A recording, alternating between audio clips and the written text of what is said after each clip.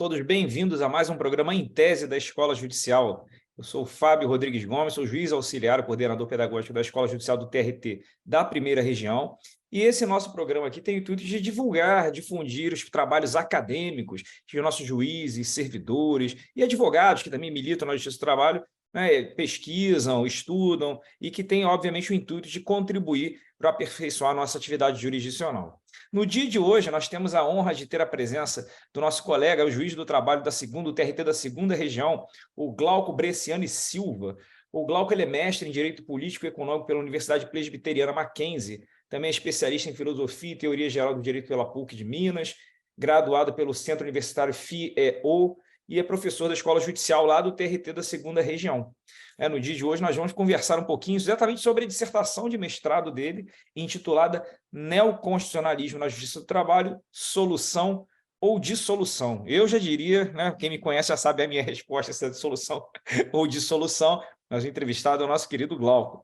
E para me acompanhar, eu tenho a brilhante e honrosa participação aqui de duas pessoas muito especiais. A Roberta Fermi Civolela, uma colega nossa aqui do Rio de Janeiro, que tem se destacado bastante no cenário nacional e até internacional. A Roberta também já palestrou em Roma, na Espanha, nos Estados Unidos. A Roberta ela é titular aqui do Rio. Atualmente ela funciona como juiz auxiliar da Corregedoria Geral lá no CNJ. Já trabalhou também na vice-presidência, na presidência do TST, na Corregedoria do TST. Tem uma larga experiência em Brasília, conhece bem o funcionamento dos tribunais, mas sem abrir mão também da sua vida acadêmica. A Roberta tem mestrado, tem doutorado pela UERJ, mestrado pela Universidade de Castilha-La Mancha, é professora também, membro honorário do Instituto dos Advogados Brasileiros, enfim, tem um currículo gigantesco aqui que vai ficar metade do programa lendo. Então, Roberta, seja muito bem-vinda, é um enorme prazer tê-la conosco. E também temos a participação aqui da nossa colega Daniela Barcelos. A Daniela ela é chefe da divisão de pesquisa da Escola Judicial, ela que encaminha, ela que cuida das várias pesquisas empíricas que a escola desenvolve. Ela também é mestre, doutora em Direito e professora da UFRJ. A Daniela terá uma gentil participação dela aqui no nosso programa para contribuir com as perguntas para o nosso colega Glauco. E Glauco, agora nesse início eu vou te passar a palavra para você fazer essa breve exposição aqui da sua dissertação, para em seguida a gente passar a palavra para as nossas entrevistadoras, digamos assim.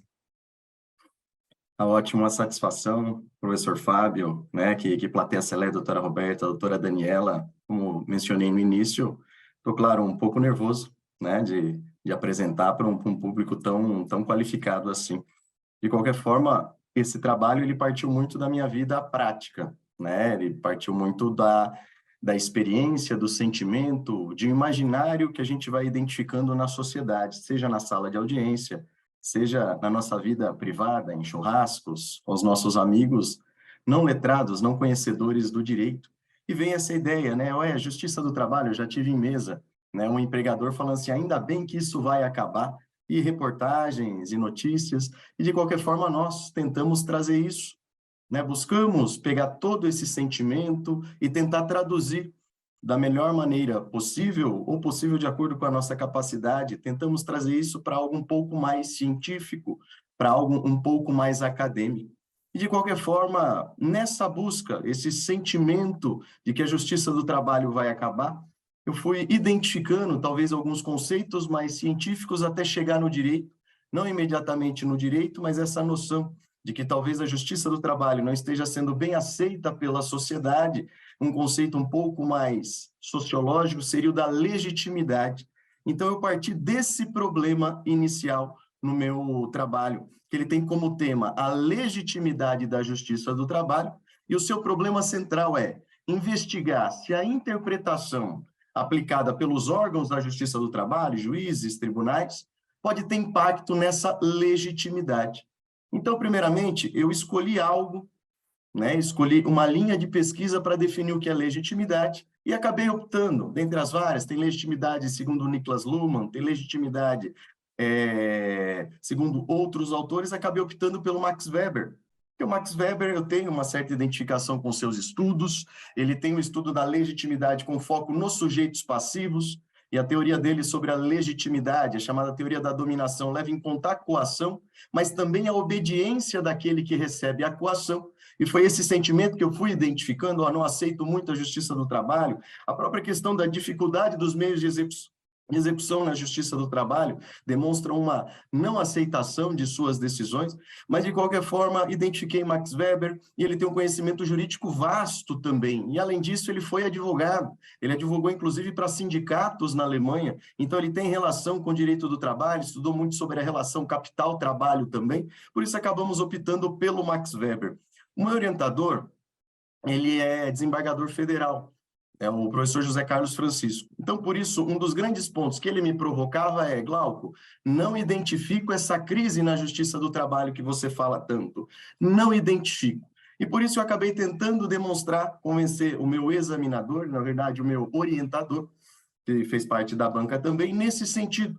E como provar que esse sentimento, como provar que a justiça do trabalho e suas decisões não estão sendo muito aceitas? Eu fui pegar algumas impressões através do Poder Executivo, claro, não muitas manifestações formais, talvez notícias, declarações do presidente à época, Jair Messias Bolsonaro, mas no Poder Legislativo tivemos manifestações concretas, manifestações formais, primeiramente no corte orçamentário em 2016 que nós tivemos, e na justificativa tinha a justiça do trabalho, ela acaba incentivando o litígio, ela acaba protegendo muitos trabalhadores, e em 2017 talvez veio o ponto final, e nos motivos que justificaram a reforma trabalhista, tanto da Câmara quanto no Senado, nós vimos inúmeras críticas com menções expressas ao denominado ativismo judicial, e no Senado Federal foi inclusive mencionado o populismo judicial, principalmente para justificar a inclusão dos artigos, do artigo 8º, seus parágrafos 2º e 3º, que restringe a hermenêutica,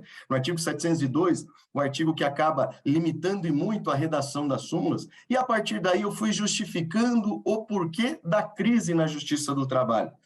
Então, tentei demonstrar pelos poderes eleitos democraticamente, poderes que, teoricamente, têm uma influência do povo. Claro, eu fiz parênteses na dissertação para explicar que hoje existe um debate sobre a legitimidade do Estado em si, né? Tem Daniel Kestels e tudo mais, mas eu acabei cortando para o poder judiciário. A democracia tem uma crise de legitimidade, o poder legislativo tem crise. Perfeito, eles têm crise, mas todavia são poderes nos quais temos uma participação maior do povo, e por isso essas expressões acabaram justificando essa crise.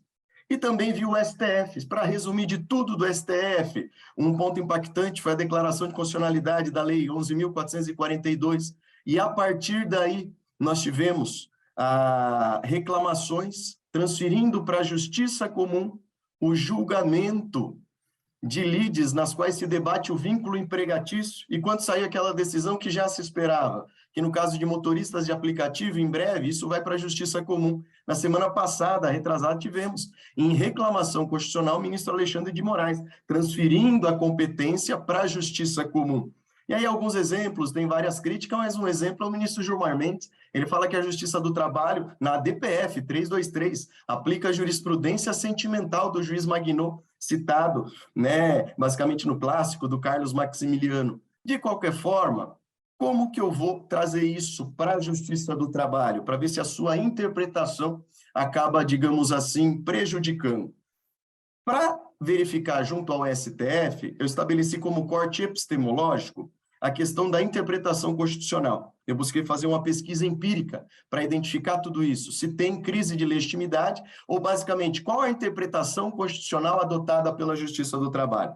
E aí eu fiz essa pesquisa empírica, inseri lá, dividi em períodos. Para separar esses períodos, eu separei basicamente 2004, Emenda Constitucional 45, 2011, semanas do TST, e 2017, basicamente a reforma trabalhista. O que foi interessante? Entre 2011 e 2017, quando inseriu o argumento interpretação constitucional, obtive o retorno de 2.975 julgados.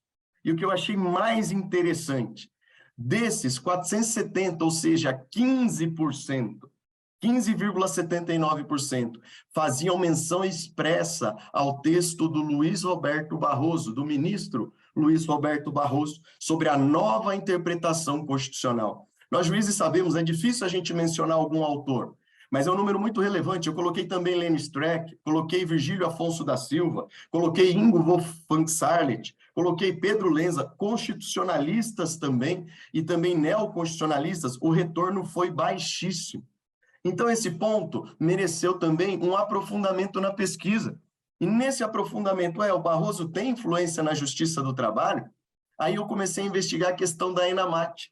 Verifiquei que de 2006, quando começou o CFI, Curso de Formação Inicial, a 2021, o ministro Barroso, de 27 edições, ele foi professor de hermenêutica constitucional para os juízes, em pelo menos 4.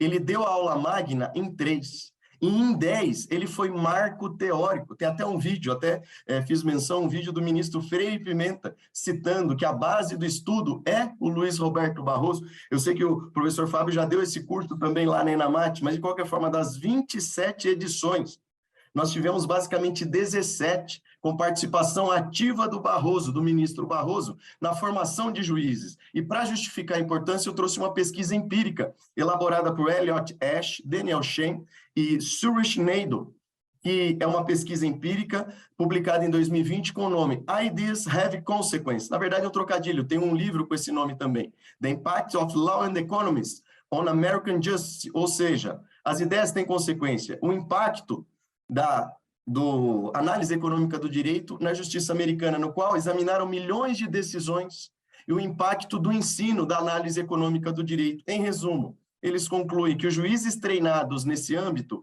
mudam os resultados legais, dão votos mais conservadores contra a regulamentação e também aplicam sentenças criminais mais duras. Resumindo a minha concepção, identifiquei a crise, identifiquei a hermenêutica constitucional, identifiquei o Barroso. E do Barroso identifiquei também a sua influência, tanto em julgados quanto no ensino jurídico. E aí eu passei a pesquisar, basicamente, o Barroso. O Barroso ele não usa exatamente o termo, né, o ministro Barroso, ele não usa exatamente o termo neoconstitucionalismo, mas ele utiliza o novo direito constitucional.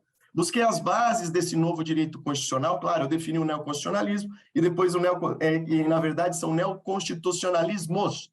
Não é exatamente uma teoria, podemos chamar assim quase que de um ideário, mas o foco, a teoria de Barroso é considerada neoconstitucionalista. Me baseei também em constitucionalistas como Elivaldo da Silva Ramos, como José Carlos Francisco, como o próprio Manuel Gonçalves Ferreira Filho, que acabam tendo o Barroso como um ícone nesse neoconstitucionalismo. E quais as bases desse neoconstitucionalismo do Barroso que nós identificamos? Basicamente, ele é um liberal igualitário. Aí ele vai dizer que ele se iguala a Dworkin e a John Rawls. Em sentido político, ele busca a liberdade, em sentido econômico, a livre iniciativa, em sentido institucional, o pluralismo, e no sentido da jurisdição, ele busca uma atitude vigorosa da atuação do Poder Judiciário. E quais as bases da interpretação constitucional para o ministro Barroso? Força normativa da Constituição. E qual que é o foco que ele dá? Ele fala que é o Conrad Hess. E também a força normativa dos princípios. Qual é o foco que ele dá? Basicamente, Robert Alexie e Ronald Dworkin. E o outro foco muito claro na sua teoria é a teoria crítica do direito, manifestada principalmente no direito alternativo. E assim o nosso trabalho vai se seguir. Nós vamos examinar, né? Foi examinada, que eu vou tecer rápido os comentários. Todas essas teorias, a da força normativa da Constituição do Conrad Hess, qual é a crítica que nós temos, basicamente? E vi também, de maneira empírica, como é adotada pelo Tribunal Superior do Trabalho. Força normativa da Constituição, eu busquei fazer uma análise contextualizada dos autores. O Conrad Hess, ele nasceu em 1919. Ele viu os impactos da Constituição de Weimar e a sua inefetividade. E aí tinha aquela disputa, né? Busca de efetividade. Entenderam que não tinha efetividade, veio uma nova Constituição, ou a Lei Fundamental de Bonn, e nela, basicamente, não tivemos a identificação em si, a positivação de direitos sociais. Então, parecia que Ferdinand Lassalle, que dizia que a Constituição é uma mera folha de papel, tinha vencido. E aí ele vai definir parâmetros para a interpretação e um procedimento para a interpretação constitucional. E, a partir daí, ele vai definir princípios de interpretação constitucional e, dentre estes princípios, a força normativa da Constituição. A crítica que nós fazemos é que a sua aplicação ela é isolada, e não dentro deste contexto alemão, não dentro deste contexto, e ela é simplesmente um sinônimo de eficácia e um topói, assim, basicamente um argumento de força. No caso do Dworkin, A crítica que nós fazemos, a teoria dele é muito ampla e é só aplicada a ideia de regras e princípios. O próprio Dworkin abandonou essa ideia de regras e princípios. Ele, ao longo da sua carreira, ele não falou mais em regras e princípios, e aí ele adotou a teoria do direito como literatura, basicamente, e ele faz a interpretação, né, que o direito ele tem uma interpretação artística, mas busca uma resposta correta. E depois ele traz o direito como integridade ligado à moral. E, por fim, Alex, basicamente, a sua teoria é diferente de Dworkin também. Basicamente, aí, os princípios como normas de otimização, ele interpreta os direitos em si, mas a teoria de Alex também deve ser vista como um sistema. Primeiro ele estuda a interpretação, e aí depois ele estuda a interpretação aplicada aos direitos fundamentais e como a corte alemã aplicou. E depois ele vai definir toda a sua teoria, vem a ideia da proporcionalidade no caso de conflitos, e o professor Fábio tem uma decisão que até nos cursos que eu ministro, utiliza a decisão que ele deu utilizando esses parâmetros também, depois ele confessou para mim que se arrependeu de utilizar também, mas de qualquer forma ele traz parâmetros quase que matemáticos, buscando uma racionalidade. E em resumo, o que essas três teorias têm em comum? Buscam racionalidade na decisão. E por isso, respeitosamente, ministro Barroso, em que pese ele dar estas bases para a sua teoria, nós não identificamos essas três teorias na base de sua teoria do novo direito constitucional. E ele vai identificar principalmente na teoria crítica do direito, uma teoria considerada muitas vezes revolucionária, e eu trago trechos, né? Ele fala que fez uma travessia de uma visão crítica para uma visão mais instrumental, ou seja, utilizar o poder judiciário como foco de mudança. E aí vai vir o papel iluminista do Poder Judiciário. E a partir dessa teoria e do exame das demais teorias, nós vamos examinando, claro, a Justiça do Trabalho. E precisei examinar também os fundamentos da interpretação da Justiça do Trabalho. Para isso, eu fui lá no projeto de lei orgânica da Justiça do Trabalho, elaborado principalmente pelo Francisco José de Oliveira Viana. E aí veio uma surpresa muito grande. Oliveira Viana, um conservador.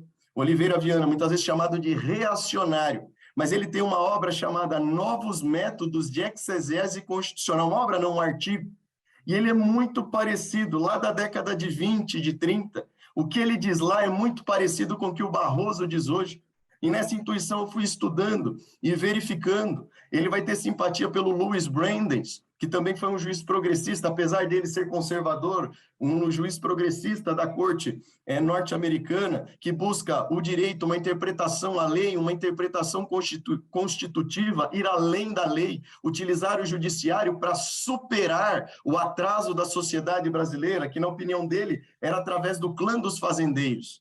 E aí ele vai usar uma expressão também, que ele diz que a única oligarquia aceita no Brasil seria a oligarquia da toga, a oligarquia do Supremo Tribunal Federal, isso na década de 30. Isso vai ser muito semelhante ao que o Barroso traz, sobre o iluminismo constitucional, a busca, o poder judiciário quase como um poder moderador. E nessa busca intuitiva, fiquei mais surpreso quando vi o professor Tomás Rosa Bustamante, que também, quando eu fiz ENAMAT, ele foi meu professor lá. E ele também tinha recentemente escrito um texto sobre Barroso, e ele identificou também grandes semelhanças nesse paradoxo. Até um dos meus membros da minha banca foi o professor Orlando Vilas Boa Filho, ele acaba sendo sociólogo, filósofo, ele achou muito esquisita essa minha comparação, mas depois ele acabou concordando. E o professor Tomás ele vai trazer basicamente aí essa interpretação do ministro Barroso e esse sistema de discricionariedade quase que absoluta, no qual ele traz parâmetros próprios. O ministro Barroso, quando ele interpreta direito do trabalho, ele, claro, ele tem toda a retórica, com todo o respeito entre nós, academicamente falando, mas ele traz princípios próprios de direito do trabalho. Fala, para mim, direito do trabalho é isso. E não tem nada a ver com o que a gente estuda. E com base naquilo ele toma suas decisões. E a partir daí vem o ministro Barroso, vem aquela declaração dele de que 98% das ações trabalhistas no mundo são ajuizadas. Claro, aqui a gente foge do aspecto político, e essa foi uma observação também dos membros da minha banca. Ora eu estou dentro do direito, ora estou fora do direito também. Mas, em resumo, o que nós podemos, né, o que eu pude concluir? Que a Justiça do Trabalho já era neoconstitucionalista, antes mesmo do neoconstitucionalismo. E, claro, com a Constituição de 88, a teoria de Barroso, ela encaixou como uma luva né? Tem a própria teoria do ministro Maurício Godinho Delgado. Em nenhum momento o ministro Maurício Godinho Delgado utiliza o termo neoconstitucionalismo na sua obra, pelo menos no curso de Direito do Trabalho. Mas os parâmetros que ele dá de interpretação são quase que idênticos ao do Barroso. A busca do princípio, a força normativa dos princípios. E aí nós vamos verificar tudo isso, essa ideia de princípio, essa ideia de interpretação. Aí, claro, vamos analisar ainda a interpretação da Justiça do Trabalho. A professora Mauri Mascaro fala que no início era muito semelhante à ideia da escola do direito livre, do Herman Kantorowicz. E aí eu fiz uma analogia. A escola do direito livre, ela é muito semelhante à escola do direito alternativo, que vai ser muito semelhante também ao neoconstitucionalismo. A diferença básica, no neoconstitucionalismo o foco é a Constituição. Na ideia do direito alternativo já é um ideal de justiça, e na escola do direito livre é a busca da volta ao direito natural. No livro do Herman Kantorowicz, ele vai dizer basicamente isso, a busca de um ideal do direito natural. E aí nós temos basicamente esse retorno. E qual é o problema? O problema entra nessa ideia do arbítrio. Assim como o ativismo judicial nos Estados Unidos começou sendo utilizado pelo ideal mais conservador, contrário, basicamente, aí tem o caso Lochner versus Nova York, e aí vai ser um ativismo judicial anulando uma lei de Nova York que estipulou o salário mínimo. O ativismo começou assim, aí depois, claro, vem a corte de Warren, que o ministro Barroso ama tanto, mas isso acaba prejudicando a esfera jurídica e a segurança jurídica. E aí eu trago já a conclusão. Voltamos para Max Weber, a legitimidade. E a legitimidade, esse sentimento de racionalidade que envolve o próprio sistema capitalista e a modernidade. A nossa conclusão é: o neoconstitucionalismo prejudica, sim, a legitimidade da Justiça do Trabalho. Por quê? Porque ela lida com critérios econômicos de maneira mais íntima que os demais poderes. E por isso dela é exigido uma segurança, uma previsibilidade maior das decisões. É fato que o Max Weber, na sua teoria, ele trabalha com tipos ideais. E ele vai dizer que um juiz ideal no capitalismo é aquele juiz que simplesmente, ele não utiliza, simplesmente repete parágrafos da lei. Ou seja, tem uma decisão previsível. E essa imprevisibilidade da Justiça do Trabalho acabou incomodando, inclusive, os demais poderes. Aí vem aquele debate, mas Glauco, o judiciário todo está neoconstitucionalista. Por que só o da Justiça do Trabalho incomoda? No final do meu trabalho, eu digo assim: o fim do neoconstitucionalismo começa na Justiça do Trabalho, porque a Justiça do Trabalho está incomodando. Mas nós notamos, e aqui com devido respeito, o Supremo não foge em nada. Aquela crítica que eles fazem quanto à Justiça do Trabalho, respeitosamente, as decisões do Supremo, até essas que nos tiram a competência, respeitosamente, elas não fogem muito do juiz Magnoi e de uma implicância com a Justiça do Trabalho. Mas, de qualquer forma, essa falta de previsibilidade acabou incomodando um pouco mais. E um outro fato: em geral, o ativismo judicial na Justiça Comum e na Justiça Federal tem como sujeito passivo o Estado. Condena o Estado a fornecer medicamento, condena o Estado a diminuir tributo, condena o Estado a fornecer creche. Todo mundo fica bonito porque a gente não conhece a cara do Estado. Mas na Justiça do Trabalho, o ativismo, ele é contra o empresário. E esse empresário tem família, esse empresário elege representantes também. E muitas vezes o próprio trabalhador que está na empresa vai atuar em audiência. Quantas vezes em conversas nós vemos um trabalhador falando: puxa vida, eu fui lá na audiência testemunhar lá na empresa e o trabalhador está pedindo 1 milhão? Eu achei muito 1 milhão. O pessoal nos questiona. Nós vivemos em um mundo, não vivemos em uma bolha. Então, resumidamente, com fundamento na teoria de Weber, que ela é tradicional, tá? Ela utiliza basicamente aí de critérios contestáveis, claro, mas foi o nosso marco teórico. Consideramos, sim, que o neoconstitucionalismo acaba prejudicando na legitimidade da Justiça do Trabalho. Cremos que em toda a justiça, mas um grau mais acentuado na Justiça do Trabalho, pelo seu grande relacionamento com os fatores econômicos, com a necessidade de segurança jurídica para a questão dos negócios em si. E por isso, conclusão: a Justiça do Trabalho se afastou de seu caráter jurídico, e é o que acontece hoje em dia com as demais justiças, e ela se torna prejudicada pelo aspecto político. Então, nós defendemos, sim, uma interpretação mais jurídica, menos política, tá bom? E essa, assim, nós encerramos a explanação.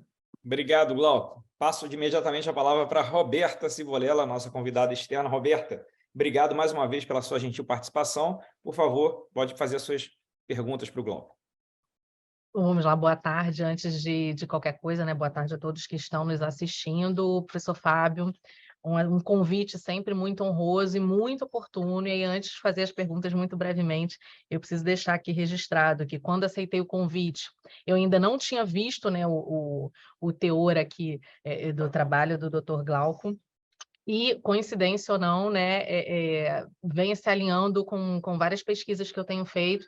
E aí, só para lhe dizer, doutor Glauco, inclusive no mestrado, no segundo mestrado, o ministro Freire Pimenta, ele foi o meu orientador, então ele é mencionado aqui em várias ocasiões, né? E no doutorado, o ministro Barroso fez parte da banca, e eu estou com ele agora no pós-doc, né? Então, assim, todos esses precedentes que são trazidos aqui, acho que de maneira muito oportuna e venha se alinhar, inclusive, aonde eu estou agora na Corregedoria Nacional, dentro de várias diretrizes com as quais a gente tem trabalhado aqui.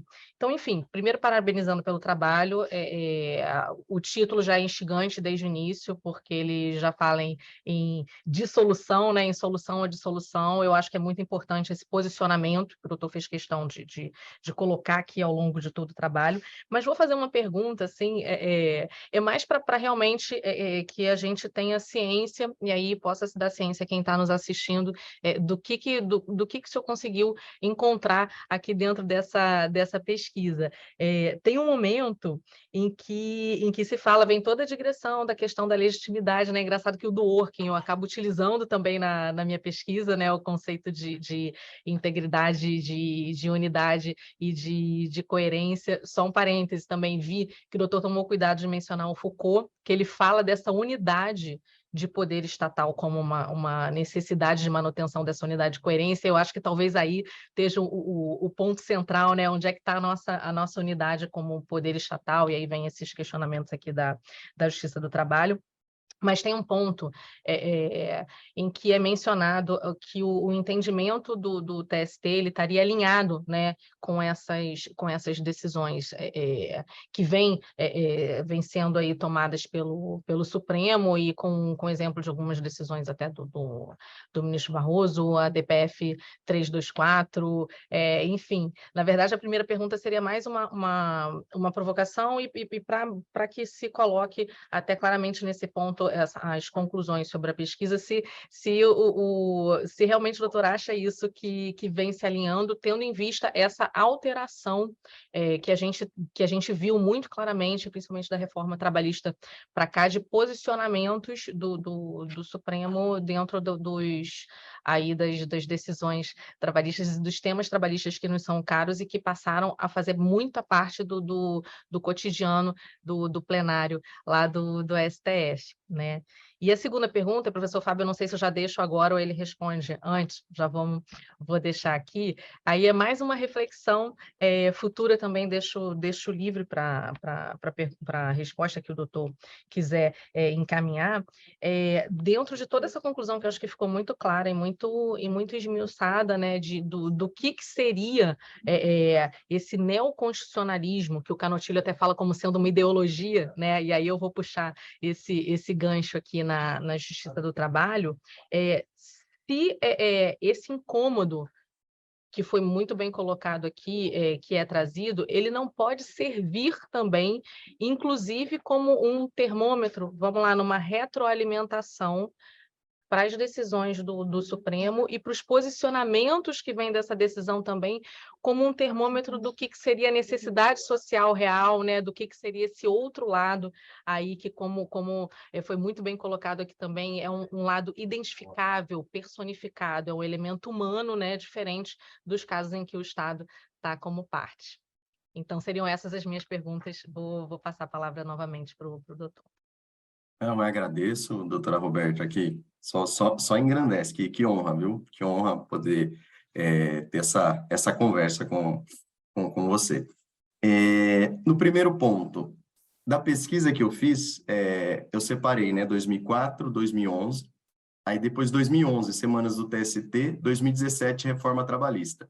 Depois da reforma trabalhista, nós tivemos realmente uma queda drástica de menções ao Barroso e uma adequação ao Supremo Tribunal Federal. Então, em resumo, após a reforma trabalhista, tivemos sim essa... eu acabei identificando sim, né, digamos assim, uma adequação, talvez, né, uma busca de... talvez, né, diminuindo um pouco as influências do neoconstitucionalismo. É fato que agora, com a decisão na D 5766, talvez mude um pouco, mas tivemos uma diminuição drástica no número de julgados, mencionando expressamente a questão do neoconstitucionalismo. Com relação ao segundo ponto, né, creio que sim, né, nessas decisões do Supremo, com todo o respeito que tenho por todos os ministros, né, com relação ao ministro Barroso, nossa, eu sempre tive um respeito muito grande desde que terminei a faculdade, tem as obras dele, eu tenho há muitos anos as obras dele, até por isso busquei até utilizar as obras dele, claro, nesse contexto acabei criticando, tecendo algumas críticas em si, mas vejo que a crítica é porque pela admiração que tenho, pela erudição que tenho do ministro Barroso. Mas, de qualquer forma, as decisões que vejo sobre a Justiça do Trabalho, nas reclamações da semana passada e retrasada, o próprio ministro Barroso, com relação ao contrato autônomo de advogado, do próprio ministro Alexandre de Moraes, no tocante à CAPFAI, né, na qual eles quase julgam mérito em reclamação e mandam, né, falam, ó, Justiça do Trabalho, não é você que julga. Com todo o respeito, eu não vejo fundamentos jurídicos da unidade de convicção, porque vem aquela velha história. Quem vai saber se tem os elementos da relação de emprego ou não? O juiz estadual vai saber, com todo o respeito, assim como eu não sei a questão da lei de falência, sei muito pouco, da questão criminal, eles pouco sabem disso, provavelmente nem gostam. E a unidade de convicção, como que funciona? Então, realmente, não vejo o aspecto jurídico, mas mais político e de política judiciária, e aí envolve aquela questão sentimental que nós comentamos, esse ideário, esse sentimento, que talvez possa influenciar nessa própria decisão, porque, respeitosamente, não vejo fundamento jurídico, só político, e aí entra o social e o próprio emocional. Tá? Não sei se eu respondi adequadamente os dois questionamentos. Está satisfeito, Roberto?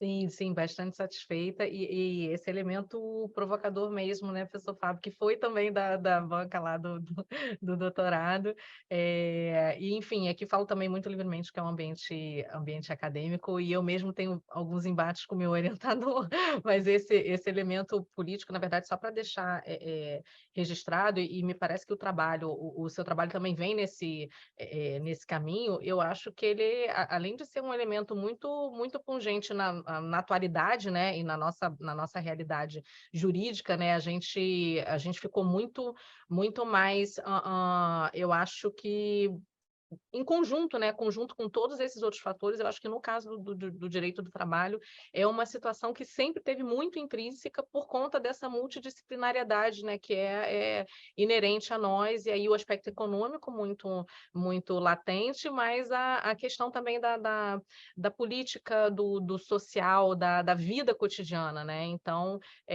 não tem como a gente se distanciar muito disso, mas satisfeita sim, professor Fábio, obrigada, e obrigada, doutor Glauco, mais uma vez.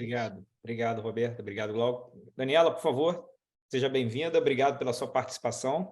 Tem a palavra. Boa tarde, muito obrigada pela oportunidade de estar aqui com vocês. Eu gostaria, então, de, em primeiro lugar, falar que eu fiquei bastante bem impressionada, né, pela abordagem que o Dr. Glauco fez ao tema, que, por sua natureza, é complexo e polêmico, pela abordagem, especialmente, né, multimetodológica e complexa, que trouxe elementos tanto de historiografia, né, e foi fazer um trabalho profundo, desde a origem do direito do trabalho e os teóricos que participaram dessa construção, desde Oliveira Viana até Barroso, e fazendo a comparação, né, entre esses pensamentos e as semelhanças eventuais que eles podem ter encontrado, e também o estudo das teorias hermenêuticas que fundamentam as decisões, ao mesmo tempo em que trouxe também uma análise de jurimetria, né, uma mensuração quantitativa das decisões. Então, ficou um resultado bastante consistente e bastante profundo do ponto de vista, né, da pesquisa acadêmica.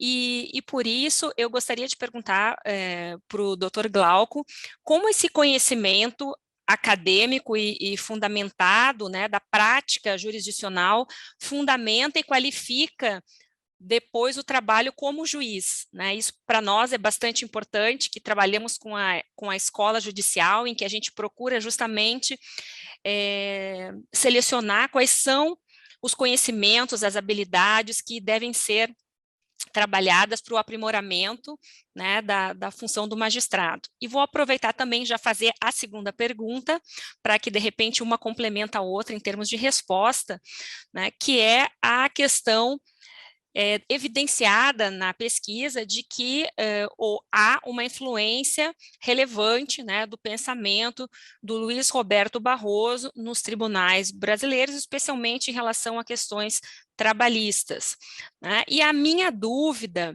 eu queria saber se foi trabalhado nesse sentido, é que se essa influência, houve uma diferença entre a influência do professor Luiz Roberto Barroso, né, do seu pensamento como acadêmico, como produtor, né, de livros, como doutrinador, podemos assim dizer, ou a sua influência como julgador, como ministro, né, e como houve essa, digamos assim, progressiva diminuição dessa influência nos últimos anos, né, e tivemos alguns marcos, como a assunção dele como ministro em 2013, a reforma trabalhista em 2017, se houve alguma influência em relação a esse aspecto ou não, se há uma continuidade em termos de influência, ou se na hora da decisão se evidencia uma diferença na aplicação entre o pensamento dele como doutrinador ou como julgador, ministro, né, produtor de decisões. Professora Daniela, excelentes questionamentos, né? Também uma grande satisfação, né? E agradeço muito essa questão da historiografia, questão da pesquisa empírica, de jurimetria. Eu acabei estudando, tentando trazer isso para o direito, acabei não encontrando muito, mas fui pesquisando e fico feliz disso ter sido reparado pela senhora, que é uma pesquisadora, né? Então, estou muito feliz.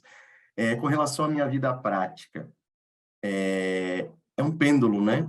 As minhas inquietações da sala de audiência me levaram à pesquisa e realmente tiveram impacto na minha vida prática. Por exemplo, para passar no concurso, né? Eu passei no concurso em 2015. Aí depois, como professor, às vezes de cursinho, a gente se põe a questão de princípio, vamos julgar por princípio, e vamos liberar o FGTS por princípio, e eu comecei a reparar e prestar atenção que muitas vezes eu contrariava a lei e ponto final.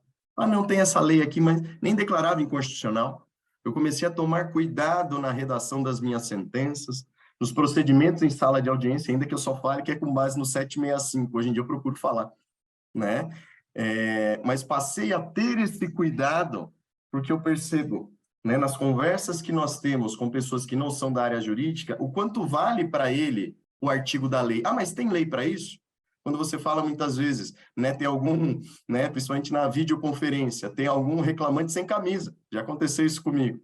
Aí muitas vezes você vai falar, precisa vestir camisa, e fala, mas está na lei?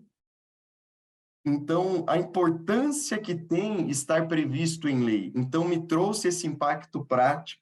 Hoje eu redijo as atas de audiência, dou prazo para réplica, não está na CLT, mas coloco lá do CPC, nos termos os 341, para ele saber, ó, se você não apresentar nenhum demonstrativo, é verdade o que falou na defesa. Então, teve impacto prático também. Estou tomando este cuidado. Então, em resumo, essa minha pesquisa trouxe grande relevância para a minha prática e, confesso, um zelo maior na hora de fazer audiência, um zelo maior até em deferimento de pergunta, né? Eu percebi que eu indeferia mais, hoje eu indefiro menos. Para quê? Para dar essa ampla defesa, essa fundamentação e esse sentimento de justiça que é tão caro ao jurisdicionado. E com relação ao segundo aspecto, do ministro e do professor Barroso, eu percebo que na Justiça do Trabalho tem muito impacto. É claro, a doutora Roberta vai estar aí, ela tem muito mais propriedade do que eu. Mas eu percebo que na Justiça do Trabalho, o que influencia é o professor Barroso. o ministro Barroso, em suas decisões, ele acaba não agradando a Justiça do Trabalho. Na maioria, claro. Por exemplo, no tocante ao direito emergencial do trabalho, ele acabou, junto com Alexandre de Moraes, validando as medidas que, em grande parte da Justiça do Trabalho, foi contra as medidas, a questão da negociação, na redução salarial, sem negociação, né? Por exemplo, na DI 5766, ele foi contrário também à questão do negociado sobre o legislado, que ele teve a primeira decisão, né? A questão da terceirização. Então, o ministro, o juiz Barroso, suas decisões acabam não agradando a Justiça do Trabalho. Mas a figura dele, o professor Barroso, ele acaba agradando. Então, eu acho muito interessante isso.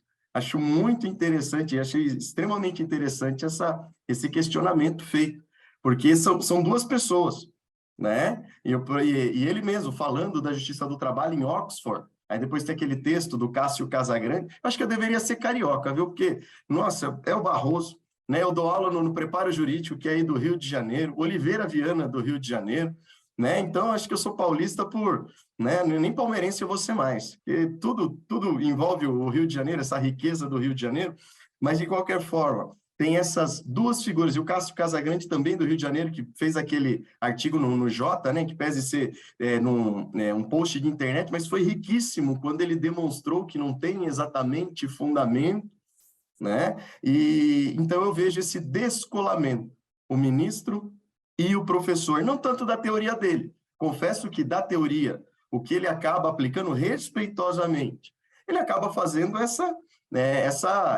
junção, né? Respeitosamente, respeitosamente, né? Com muito respeito e admiração. Só critico porque admiro e muito. Acho que quem mais eu tenho livro é do Luiz Roberto Barroso. E só por isso falo. E por isso a gente vai estudando e vai encontrando alguns aspectos. Mas um aspecto que me chama a atenção, por exemplo, ele segue a teoria de Ronald Dworkin, que é um liberal igualitário. Mas aí depois ele vem e adota critérios de análise econômica do direito junto com o ministro Luiz Fux, e até traz boas explicações sobre análise econômica do direito. Só que se a gente for pegar no cenário, no contexto norte-americano, de onde veio o Law and Economics, o Richard Posner, ele tem debates homéricos com Ronald Dworkin. Os dois, e claro, depois da morte do Dworkin, o Richard Posner fez grande homenagem. Por quê? Porque para você criticar, você tem que admirar. Então, toda essa minha crítica ao Barroso vem da grande admiração que tenho por toda a sua obra. E eles também se debatiam, e até debates engraçados, irônicos entre eles, mas o debate entre Law and Economics e o igualitário, o liberal igualitário, e o Barroso ele junta tudo isso.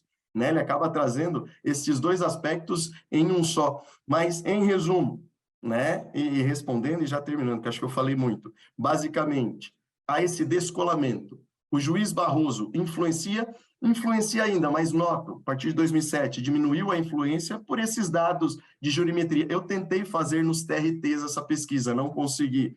Tentei fazer através de pesquisa... Meu Deus, agora eu esqueci que eu fui pesquisar bastante pesquisa empírica através de formulários, questionando aos juízes, mas acabou não sendo aceito. Mas, de qualquer forma, quantitativamente diminuiu, mas, resumindo, professor, sim, o ministro, o juiz, não, tá bom? Então, essas são as minhas considerações e agradeço novamente. Obrigado. Está satisfeita, Daniela?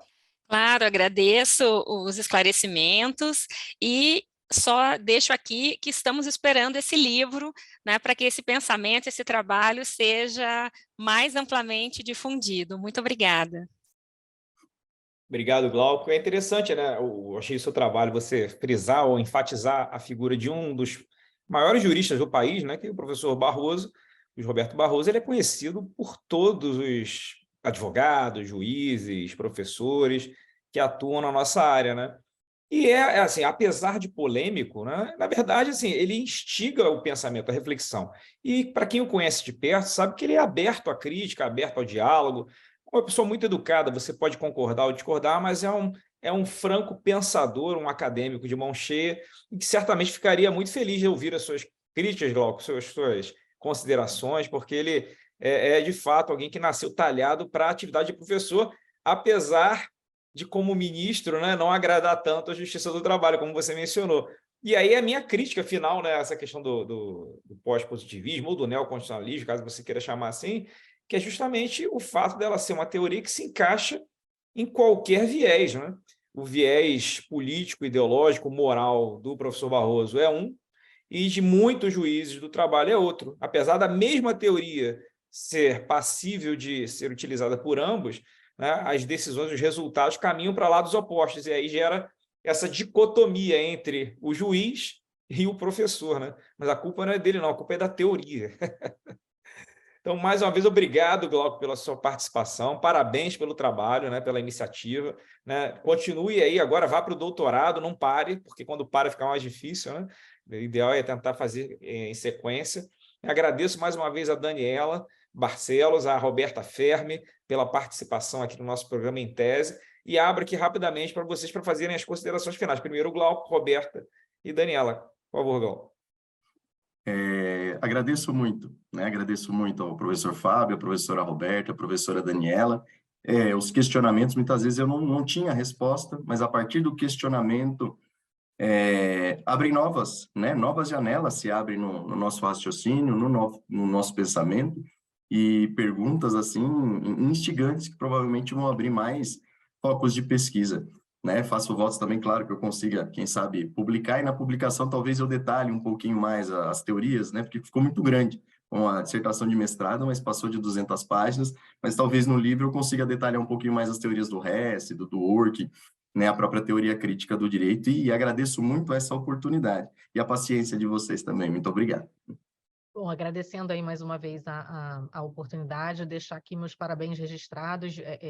Glauco, realmente também estou ansiosa aqui para pegar a obra, né? A gente vê que todos os institutos, eles se complementam, e eu acho que essa foi a grande sacada, uma das grandes sacadas aqui do seu trabalho, porque você foi do Dworkin ao Weber com legitimidade, com institutos que são aplicáveis às decisões judiciais, e fez uma coisa muito interessante, que dentro dessa pesquisa empírica, acabou passando pelo próprio histórico, né, daqueles que formaram a tese, né, as teses e as teorias, que eu acho que também tem tudo a ver com o momento que a gente está agora, né, de analisar qual foi a evolução desses institutos, o próprio neoconstitucionalismo mesmo, que nasceu com um poder maior dado ao juiz por conta de um momento histórico que dependia disso, né, que na verdade clamava por isso, né? Como é que hoje a gente está e o que a gente pode fazer para melhorar a nossa atividade jurisdicional. Então, com certeza, o seu trabalho vem agregar muito. Essas seriam as minhas considerações,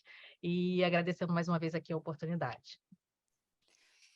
Eu aproveito também para agradecer a oportunidade de estar presente aqui, debatendo com vocês nesse programa, que eu acho que é um espaço muito importante, né, de divulgação e de reflexão, um espaço democrático para todos os tipos de pensamento jurídico, né, para pensar tanto as questões polêmicas e as soluções, né, porque esse é o desafio, né, do direito, que é uma ciência aplicada, que a gente está aqui para refletir o máximo possível todos os ângulos, mas ao mesmo tempo tem que dar uma resposta clara, concreta e presente.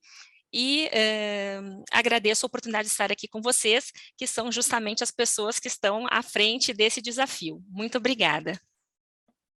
Obrigado a todos, obrigado, Glauco, Roberto e Daniela, mais uma vez. E obrigado também a você que nos assistiu até agora. Lembrando que o programa fica gravado à disposição aqui gratuitamente no canal da Escola Judicial do TRT1 no YouTube, podem divulgar à vontade. E até o nosso próximo Em Tese. Um grande abraço.